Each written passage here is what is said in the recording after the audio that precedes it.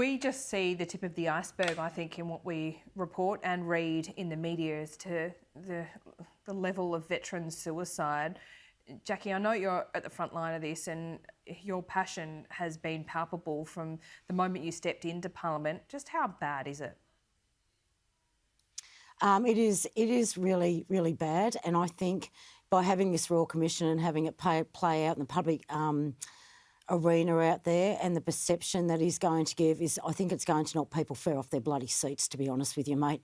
This has been a long time coming. I think people understand that Veterans Affairs is very bad, but to see what's actually going on in the military and what's coming from High Command, I think it's going to rock a nation.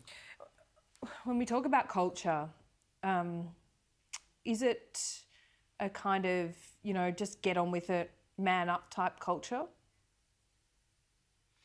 I think it's not just that sort of culture. It is the leadership that has been going on in the military for quite some time. So, look, there are many reasons for that. That would take me quite a little bit of time to go into those details.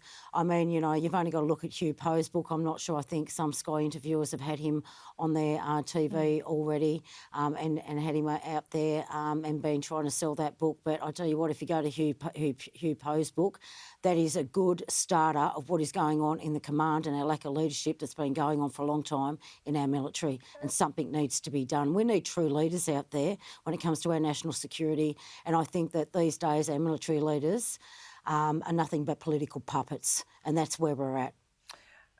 We've seen the Brereton report and the fallout from that, and a lot of, I got to say, publicity around it, a lot of reporting, but not much around veteran suicide. How do you marry up the response from military leaders and politicians to that report compared to what we're seeing now with the death of our soldiers so long after serving in Afghanistan? Yeah, it's pretty shameful, isn't it? I think that just goes to show a failure of culture there, and looking after your own men and women, especially those diggers out there, that not our problem once they leave the front gate. I really think that the hierarchy of the military really finds it difficult to deal with this sort of emotional intelligence as well, with what's even going on in their own bases. For me, I think that's a problem in itself, and that's really unfortunate. But that is the way it is. Unfortunately, when you've worn that uniform for so long, become terribly institutionalised, and you become very disconnected to what is going on emotionally with people in uniform and on the outside. And that is the way it is, and that's the unfortunate result. But something needs to be done.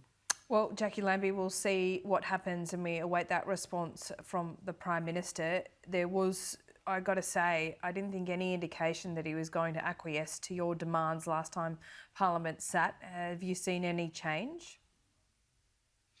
Unfortunately, he needs to realise these aren't my demands. I'm their voice because I'm on the inside of Parliament.